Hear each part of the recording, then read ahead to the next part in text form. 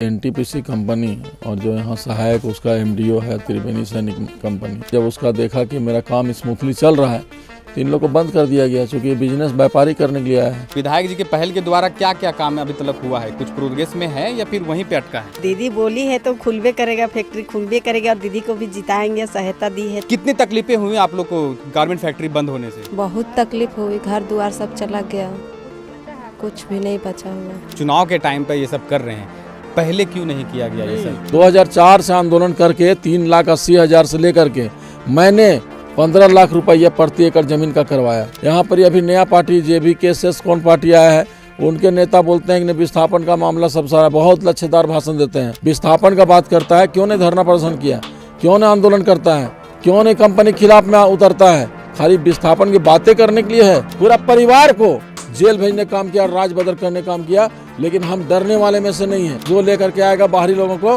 वो बाहरी लोगों को लाने का हम 5,000 रुपया देंगे। चुनाव का रिजल्ट का मैं इंतजार नहीं करूंगा। 13 तारीख से इन महिलाओं के लिए हम एक जन आंदोलन छेड़ेंगे।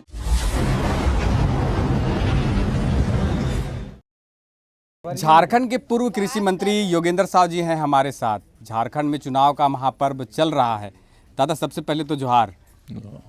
क्या कहेंगे, इतनी महिलाएं खड़ी हैं पीछे, आस लगाकर बैठी थी कि विधायक जी के द्वारा कुछ किया जाए, क्या क्या कुछ मिला इनको?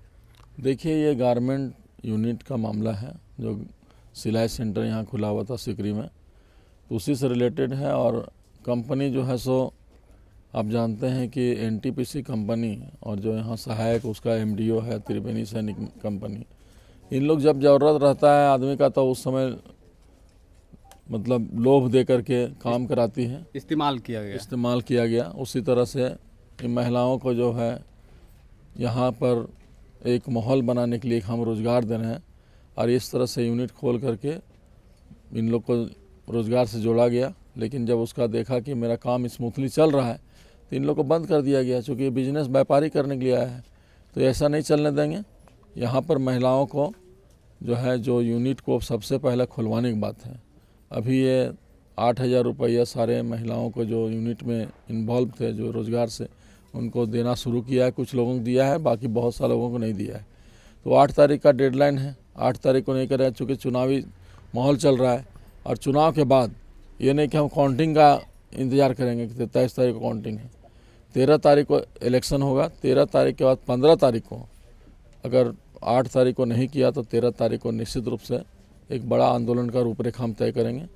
और कंपनी का जो इशू है यहाँ पर, जैसे यहाँ पर बाहरी लोगों को रखा गया है, एक भी बाहरी लोगों को हम यहाँ पर नहीं रहने देंगे। ये मेरा विपक्ष सवाल उठाएगा दादा कि आप चुनाव के टाइम पे ये सब कर रहे हैं, पहले क्यों नहीं किया गया ये सब? यहाँ कौन नेता कर रहा है? हम लोग तो 2004 से आंदोलन कर रहे हैं। 2004 से आंदोलन करके 3,80,000 से लेकर के मैंने 15 लाख रुपया प्रति एकड़ जमीन का करवाया। और हमारी पत्नी जब आंदोलन की तो 20 लाख हुआ, और उसका हमारी बेटी 3 महीना बंद की काम तो 25 लाख रुपया हुआ। इस तरह से तो यार कोई एक भी नेता यहाँ बता दे 1 लाख रुपया बढ़ाया। विस्थापन का बात करता है, क्यों नहीं धरना प्रदर्शन किया, क्यों नहीं आंदोलन करता है, क्यों नहीं कंपनी के खिलाफ में उतरता है? खाली विस्थापन की बातें करने के लिए है। इन लोग सिर्फ आएगा, नेतागिरी में बात करेगा। कहाँ विस्थापन सबसे बड़ा मुद्दा। अभी हाल में जो है यहाँ के सांसद मनीष जायसवाल जी ने कहा था कि चुनावी दौर में कि विस्थापन का सबसे बड़ा मुद्दा है, इसको हम पार्लियामेंट में उठाएंगे। 1 महीना लोकसभा चला, लेकिन उन्होंने नहीं उठाया। यहाँ पर अभी नया पार्टी JVK कौन पार्टी आया है, उनके नेता बोलते हैं कि विस्थापन का मामला सब सारा, बहुत लच्छेदार भाषण देते हैं।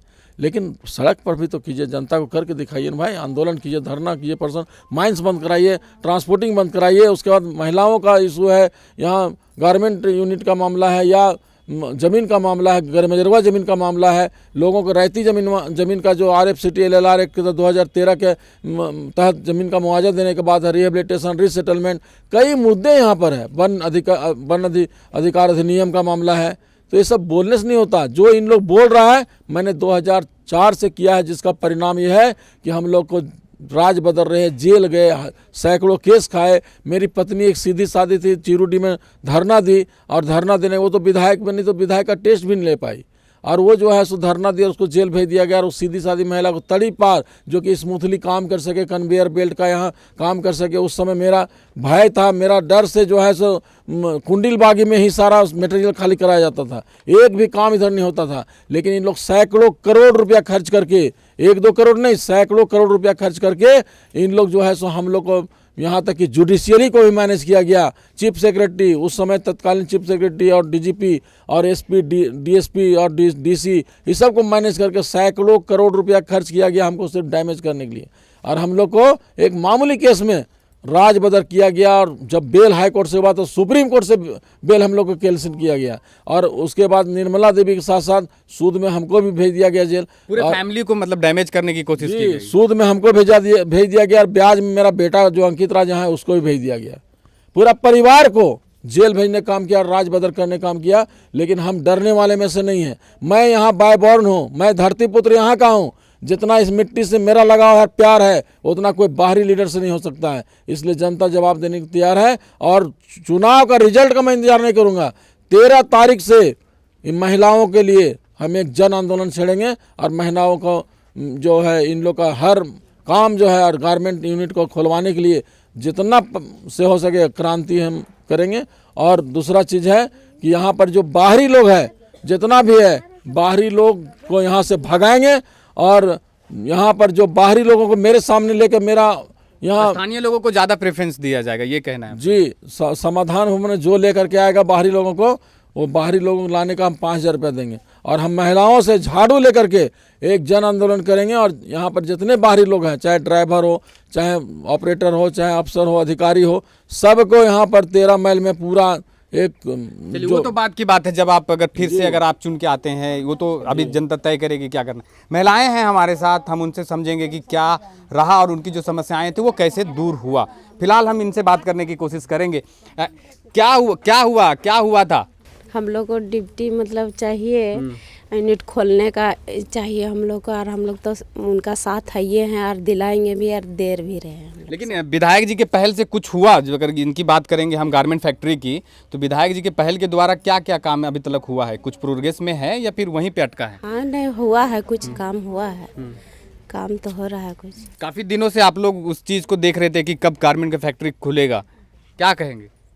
क्या कहेंगे, कुछ नहीं कहेंगे, खोलने बोल रहे हैं यार, क्या करने बोल रहे हैं। लेकिन बोल रहे हैं कि विधायक आज मंत्री जी यहाँ पे हैं, क्या तो आश्वासन मिल रहा, तो लग रहा है कि आने वाले समय में हाँ, लग तो रहा है। क्या कहिएगा? गारमेंट फैक्ट्री को लेकर खुश हैं? खुश हैं, कैसे नहीं खुश है। दीदी बोली है तो खुलबे करेगा, फैक्ट्री खुलबे करेगा। और दीदी को भी जिताएंगे, सहायता दी है तो कैसे नहीं उसका भरोसा जीतेंगे हम लोग भी। और खड़े उतरेंगे, साथ देंगे दीदी लोग को। अच्छा, तो मतलब फिलहाल पहल हुई, मतलब जो मतलब देर आए लेकिन दुरुस्त आए। हाँ, यही कहावत है ना? क्या कहावत कहते हैं आप लोग? सही बात है। हाँ? हाँ, दीदी को हम लोग पूरा जोर लगा के हैं, पूरा जिताएंगे हम लोग। हम लोग को साथ दे रही है तो हम लोग भी साथ देंगे ना। चलिए, एक जैसे विस्थापन का दर्द अगर देखेंगे तो ये जो महिलाएं हैं ये विस्थापित क्षेत्र से आती हैं। और अचानक जब कंपनी को खदान खोलना था, उस समय इन लोगों को बहला फुसला कर ये गारमेंट फैक्ट्री खोला गया कि आप लोग को रोजगार से जोड़ेंगे और महिलाओं को सशक्त बनाएंगे। लेकिन अचानक कुछ दिनों के बाद पता चलता है कि गारमेंट फैक्ट्री लॉस में चल रही है और कंपनी अचानक बंद करने के लिए सोचती है और बंद भी कर देती है। फिलहाल ये जो दिख रही हैं आपको महिलाएं, ये विस्थापित क्षेत्र से आती हैं। अगर हम नाम बताएंगे गाँव का तो डाड़ी, सिंधवारी, नगड़ी, चेपा, आराहरा, जुगरा और ये सब तमाम महिलाएँ हैं।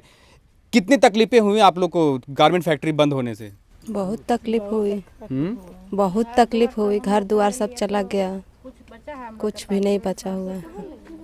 तो कैसा लगा, मतलब अभी अगर लग रहा है आपको कि विधायक जी के पहल से वो गारमेंट फैक्ट्री चालू हो पाएगा? हो पाएगा। 8,000 आया है, हो पाएगा। 15 दिन में बोले कंपनी की खोल देंगे। 15 दिन में खोल देंगे बोला? हाँ। तो खुश हैं? हाँ, बहुत खुश हैं। क्या कुछ बोलेंगे? नहीं, जो बोले हैं विधायक जी वही में हम लोग सब खरे उतरेंगे। चलिए, तो फिलहाल ये विस्थापित क्षेत्र की महिलाएं हैं और जो यहाँ पे आई हैं, और इनका कहना है कि विधायक जी के पहल के बाद गारमेंट फैक्ट्री का जो काम था वो आगे प्रोसेस में है। और कुछ दिनों के बाद कंपनी ने अल्टीमेटम दिया है कि 8 तारीख और 10 तारीख के बाद इसे संचालित किया जाएगा। फिलहाल इस वीडियो में बस इतना ही। तब तक के लिए जोहार।